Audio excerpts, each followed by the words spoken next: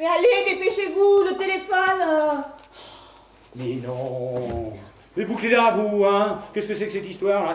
Ça peut être une catastrophe. Non, mais la majorité des acheteurs du prêt-à-porter Chabrier est faite de personnes modestes. Et si l'une d'entre elles vient à mourir sur mon paillasson pour stigmatiser mon indifférence, tiens, dans les 3 jours, nos ventes s'écroulent. Et on va quand même pas le laisser mourir pour préserver vos ventes, non, quand même? Bah, pourquoi pas? Là, qu'est-ce qui vaut mieux? Ce minable-là qui n'apporte rien à personne ou une grande entreprise qui nourrit des milliers de salariés? Non, mais j'hallucine, là. Eh non, mais non, hein. On va pas le laisser mourir. Hein? Il suffirait que vous évitiez de parler de la lettre. Tiens, après avoir avalé ces médicaments, ce minable, hein, affolé par son geste, serait descendu ici pour chercher du secours. Nous l'aurions aidé généreusement. Hein, ça serait positif. Je vois très bien ça dans les journaux. Chabrier sauve un pauvre. C'est un acte qui générerait une pub monumentale et gratuite. Le seul problème, je suis pas d'accord. Parce que comme lui, je pense qu'on vit dans une société pourrie. Faudrait peut-être penser à la répartition des richesses plutôt qu'à votre image de marque. La répartition des richesses. Parce que vous croyez qu'on va vous faire cadeau de ce qu'on a mis des années à gagner. Non, mais vous prenez le patronat pour une œuvre de bienfaisance, vous. S'il vous plaît, ça suffit. Mais ce serait tout à votre honneur. Je comprends pas comment aujourd'hui on peut ne pas avoir honte d'être bourré de fric. Honte? Mais je n'ai pas honte, mademoiselle, je suis fier. Parfaitement, je suis fier d'être riche. Tiens, un employé, ça travaille quoi? 8 heures par jour. Moi, c'est 15, 16, et parfois plus. Alors, ma fortune, je la mérite. Vous m'entendez? Je la mérite, oui. Mais vous méritez rien, mais rien du tout. Pour en arriver là, vous avez simplement exploité des milliers de travailleurs, c'est tout. Mais je n'ai exploité personne. Ah bon? Je me suis contenté de respecter l'ordre naturel des choses. Un employé, c'est fait pour travailler. Et un patron, c'est fait pour gagner de l'argent. Ben pire, j'ai jamais entendu. Ben je vais vous dire, monsieur machin, puis je vais vous le dire en La face. ferme. Oh, il a parlé. Ça y est, il a parlé. On va... Allez, agissez, mais dites quelque chose enfin. Faites un effort, allez.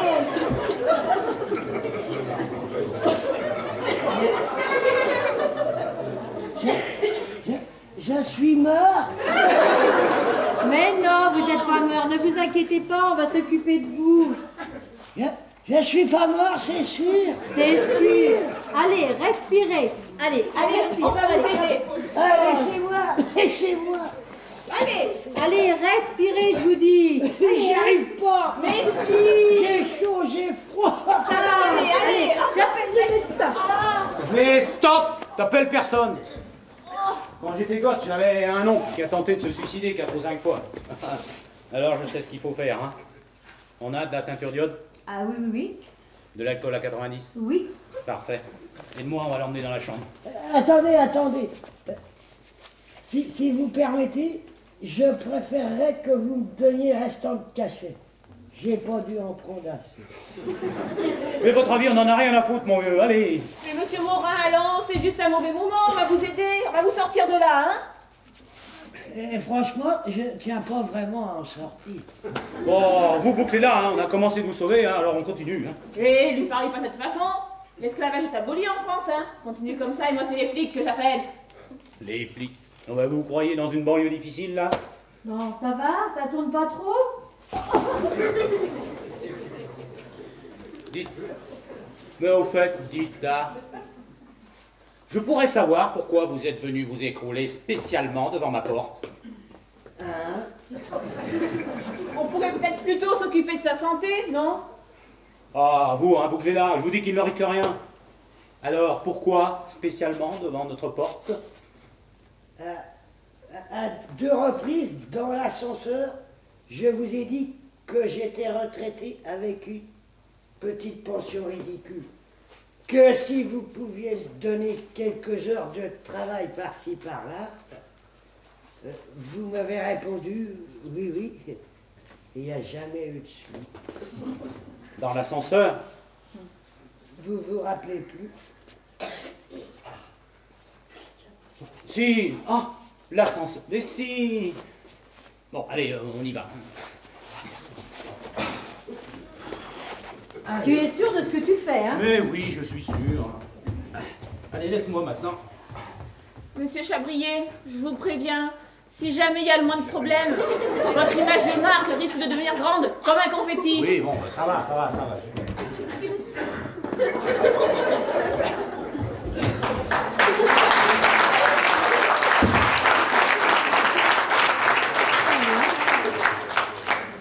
Il vous demande de rester avec moi par peur que je vole vos bijoux, c'est ça?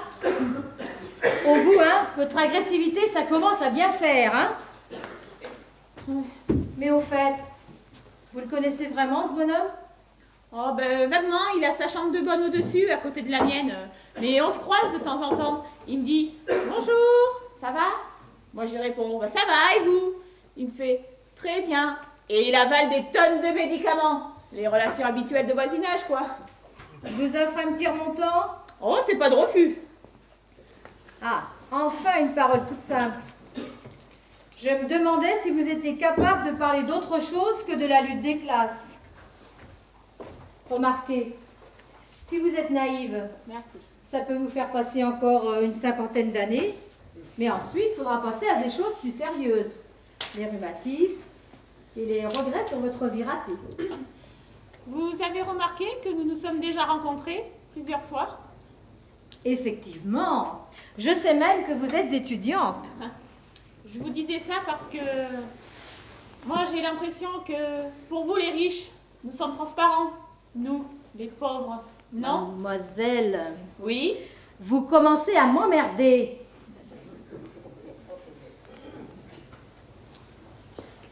Eh ben, il est drôlement bon, hein? Ça doit coûter un max. Ah, une fortune. Mais vous boirez le même à 40 ans. Vous serez cadre, divorcé, 2 enfants. Tiens, et votre grand connard de 15 ans vous trouvera bourgeoise. Et votre problème fondamental sera: mais où va-t-on aller en vacances cet été? Et vous serez bien plus supportable qu'aujourd'hui. Ça y est, ça s'arrange. Il est en train de vomir. Tu pourrais peut-être nous épargner tous ces détails. Je vois pas comment le dire autrement. En tout cas, on le garde ici cette nuit, hein, parce que si on le laisse seul, cet andouille est capable de recommencer avec des médicaments beaucoup plus sérieux. Non sans avoir écrit, évidemment, que je suis un ignoble affameur de retraité. Et c'est pas vrai, peut-être. Mais si, vous êtes content? Bon, j'y retourne. Vous remarquerez que mon mari s'est montré efficace. Pas besoin de médecin et Monsieur Morin semble tiré d'affaire. Oui, bien, il n'y a pas de quoi pavoiser, hein. Votre cher époux a agi en pensant à son intérêt personnel, c'est tout. D'ailleurs, les gens de votre milieu pensent d'abord à eux, et ensuite, encore à eux. Bon, écoutez, mademoiselle, demain je mets mon divorce en route. Alors vous allez pouvoir toucher mon égoïsme du doigt. Ça me perturbe et votre révolution, je m'en fous. Alors, vous voyez comment sont les riches devant les problèmes d'amour?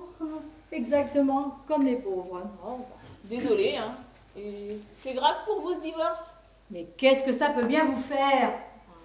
Vous allez quand même pas vous passionner pour la vie privée d'une imposée sur les grandes fortunes. Et puis, méfiez-vous, vous pourriez découvrir que malgré mes millions, je suis un être humain. Ça pourrait même vous traumatiser sérieusement. Et sait-on jamais, vous donner envie de gagner de l'argent et de laisser tomber votre révolution. Vous rendez-vous compte? Votre conversation serait aussi fade qu'une escalope de veau aux hormones. Oui, ben, vous tracassez pas, hein. Le fric et ce qui vous arrive, j'en ai rien à foutre, hein. Amen. Il passe un pyjama. J'espère qu'il va nous foutre la paix maintenant. Hein. Je peux le voir? Mais... Première porte à droite, mademoiselle. Je vous en prie. Merci. Il est hors de danger, tu crois? Ben oui. Il aurait avalé des carambars que ce serait pareil. Tu en es sûr? Il n'y aura pas de pépins? Mais sûr. Finalement, ces remèdes de bonne femme sont vraiment très efficaces. Mais c'est quand même incroyable cette histoire. Un voisin qui vient mourir sur notre palier pour manifester contre la société. C'est aussi inutile que de demander à Air France de ne plus faire grève. Ce type est un crétin, c'est tout. Oh, bah des crétins, toi t'en vois partout. Bah, on a toujours intérêt à prendre les gens pour des cons. Tiens, on se trompe moins souvent.